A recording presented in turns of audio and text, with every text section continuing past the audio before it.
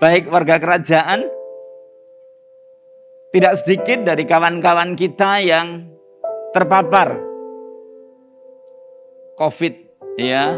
Perlu kita ketahui bahwa COVID itu bukan penyakit yang kutukan dan lain sebagainya. Kita nggak perlu malu, ya, dan kita nggak perlu takut, ya.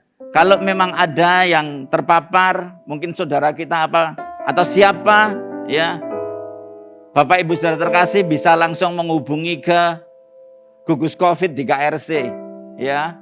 Kita akan semaksimal mungkin membantu mencarikan obat dan lain sebagainya.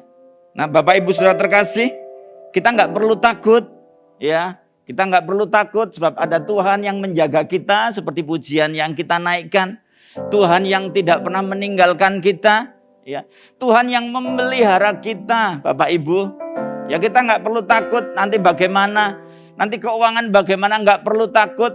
Ada Tuhan yang menjaga kita. Burung di udara saja Dia pelihara, apalagi kita. Yang setuju berikan tepuk tangan.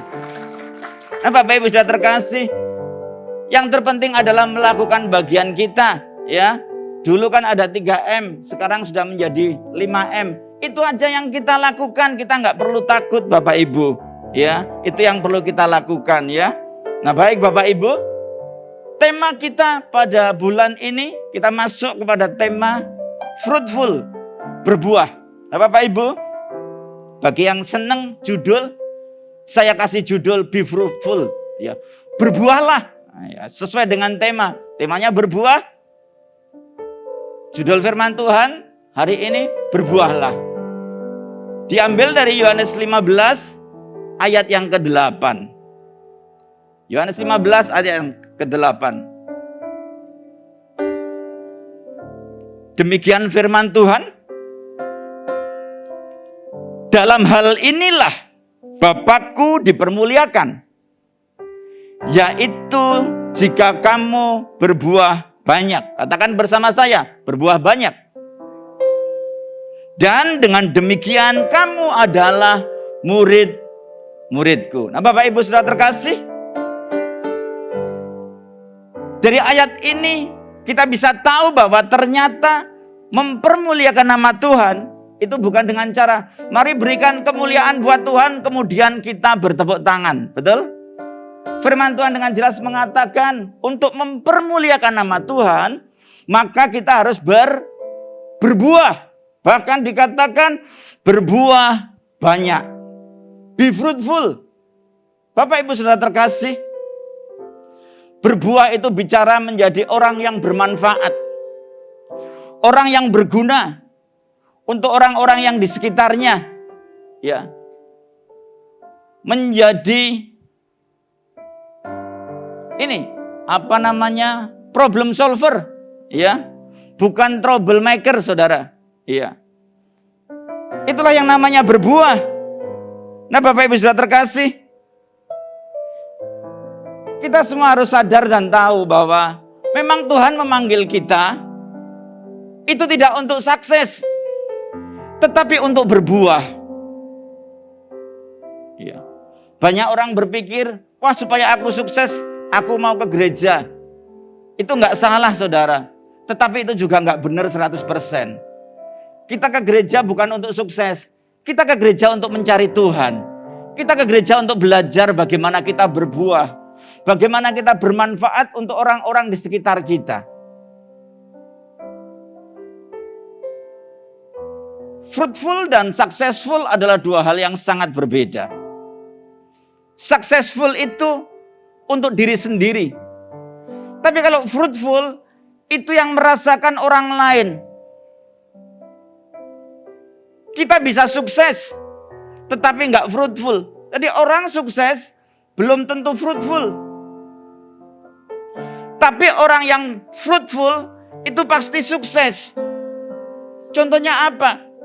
Mungkin ada seorang yang diberikan kasih karunia, usahanya maju, uangnya banyak. Tetapi ketika ada orang lain membutuhkan dan dia tidak peduli, orang itu memang mungkin sukses secara ekonomi, iya, tetapi dia nggak fruitful. Orang yang fruitful ini pasti peduli. Orang yang murah hati. Ketika ada orang yang membutuhkan, dengan cepat dia tanggap, dia akan membantu. Itu orang yang fruitful. Sebab fruitful ini kan bicara tentang apa?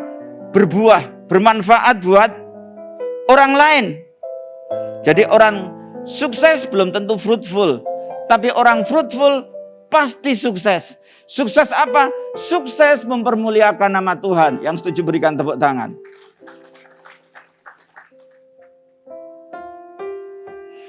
Berbuah atau fruitful adalah bukti bahwa kita hidup di dalam kasih.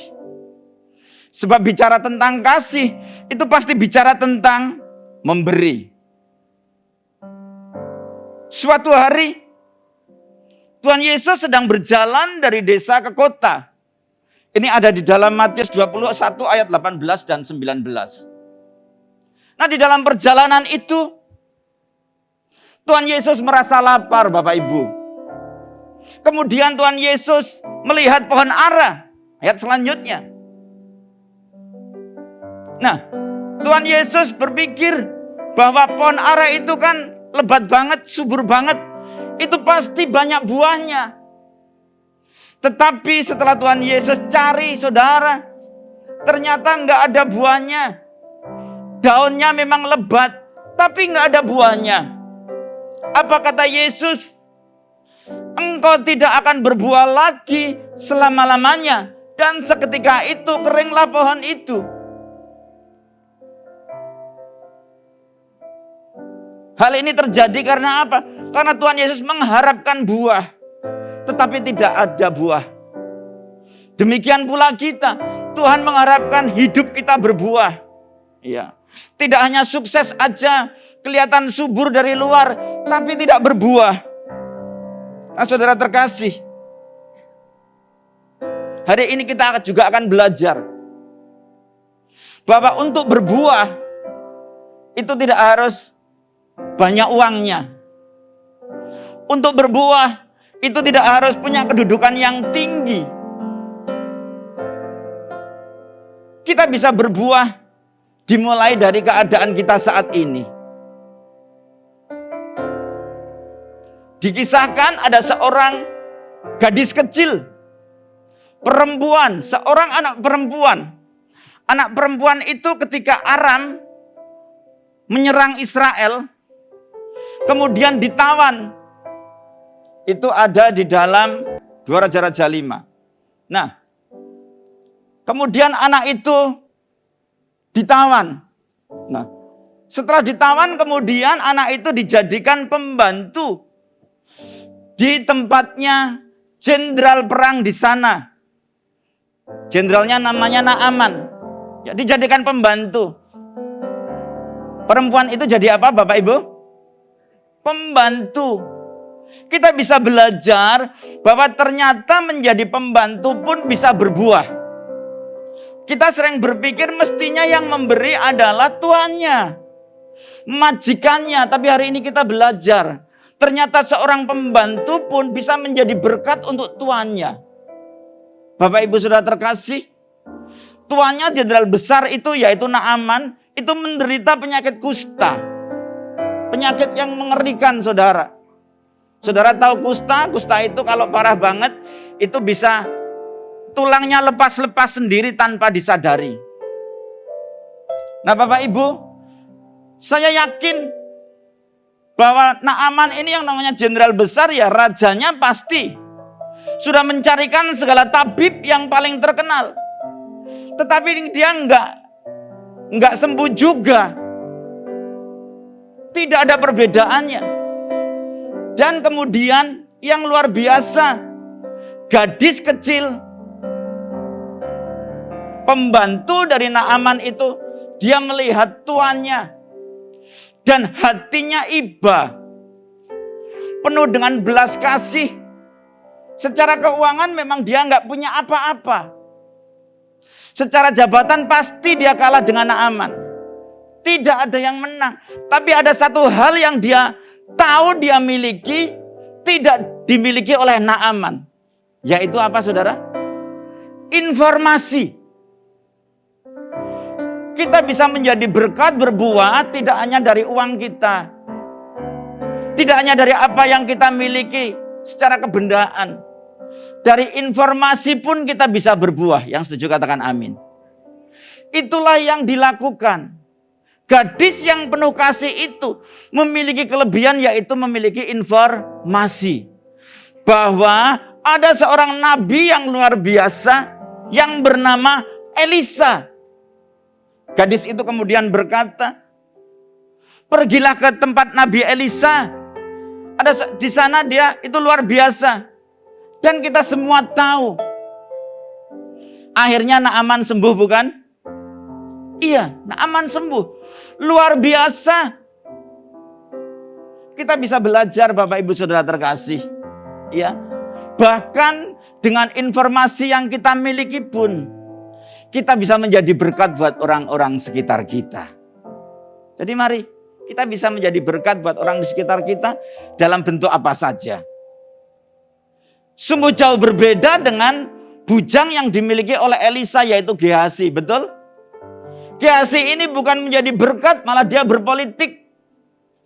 Matanya silau dengan harta. Ya, tapi saya tidak akan membahas tentang itu. Kita membahas tentang gadis kecil itu. Gadis kecil yang luar biasa, yang punya kepedulian, yang berbuah. Ya, sekalipun dia hanya menjadi seorang pembantu, dia menjadi berkat untuk tuannya. Bapak Ibu, kita juga bisa belajar. Ini ada di dalam Yohanes 6 ayat 9.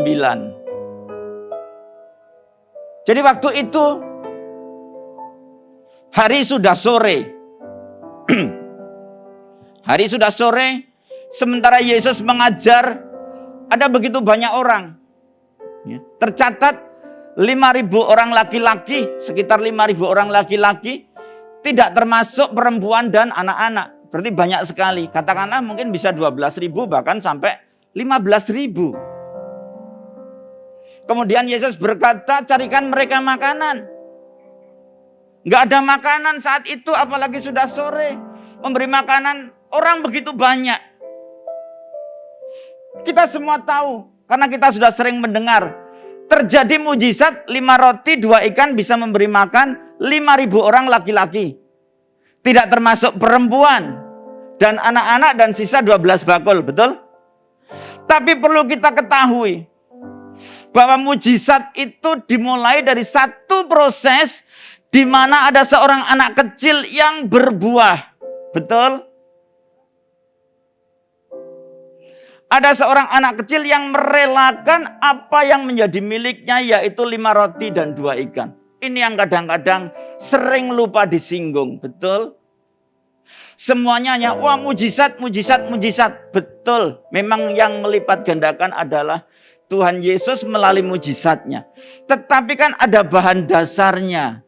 Bahan dasarnya yaitu apa? Ada seorang anak kecil yang membawa 5 roti dan 2 ikan dan menaburkan bekalnya. Anak kecil itu peduli dengan orang-orang di sekitarnya. Makanya ketika dikatakan, siapa di sini yang membawa makanan? Kemudian anak kecil itu ngajung. Tidak tertulis di sini, mungkin ada yang membawa atau enggak, tapi mungkin ada juga yang membawa, tetapi enggak menyerahkan. Yang menyerahkan anak kecil itu. Ini versi saya, Bapak Ibu, bukan di sini. Hanya anak itu. Dan kemudian Tuhan memberkati, Tuhan mengucap syukur dan berlipat kali ganda. Kita bisa melihat, kita bisa berbuah menjadi berkat untuk orang-orang di sekitar kita. Dimulai dari apa yang kita miliki, bukan dari apa yang tidak kita miliki. Mulai dari apa yang kita miliki. Mungkin hanya sekedar informasi, bisa terjadi. Bapak Ibu sudah terkasih, mari kita berbuah. Dan saat ini adalah saat yang tepat untuk kita berbuah. Saat yang sangat tepat sekali, saudara. untuk kita harus berbuah, untuk kita bisa dapat berbuah tanpa mengenal musim. Itu kita harus melekat kepada Tuhan Yesus. Seperti ranting yang tidak bisa berbuah dari dirinya sendiri. Ranting bisa berbuah kalau dia melekat kepada pokoknya, pokok anggur. Ya, ranting anggur bisa berbuah kalau dia melekat pada pokok anggurnya. Mari saya mengajak, memang keadaan lagi sulit. Kita sedang ada di dalam padang gurun. Ya, mungkin tidak semua, tapi kebanyakan. Tapi bagaimana kita tetap bisa berbuah, berdampak ketika kita terdampak? Saya yakin kok 90% orang terdampak. Tapi bagaimana ketika kita terdampak, kita tetap bisa berdampak baik untuk orang-orang di sekitar kita. Tetap berbuah. Ya. Mari terus melekat kepada Tuhan. Sebab di luar Tuhan, kita nggak akan bisa berbuat apa-apa. Saya pastikan, di luar Tuhan, kita tidak akan bisa berbuat apa-apa.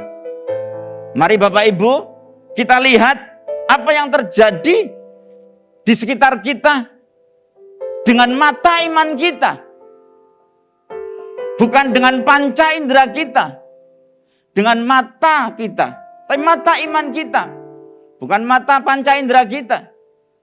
Ya, melihat dengan iman, bukan dengan mata. Ya, seeing by apa? By faith, not by sight.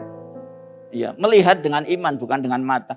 Kalau dengan mata akan membuat kita keder. Keder nggak Bapak Ibu? Keder lah. Ya, semua orang keder. Ya, kalau Bapak Ibu tanya kepada saya, Pak Anton keder nggak? Keder Bapak Ibu. Tetapi hanya sementara, hanya sesaat. Karena saya tahu bahwa ada Tuhan yang selalu menolong kita dan menjaga kita. Yang setuju berikan tepuk tangan. Akan saya tutup dengan salah satu kesaksian saya.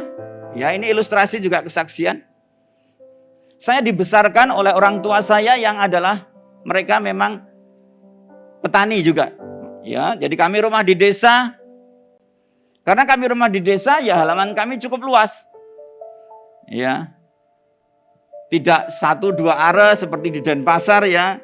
Di desa itu kami bisa puluhan are halamannya. Dan di halaman itu banyak sekali pohon buah ditanam oleh papa saya. Ada jeruk, ada mangga, komplit Bapak Ibu.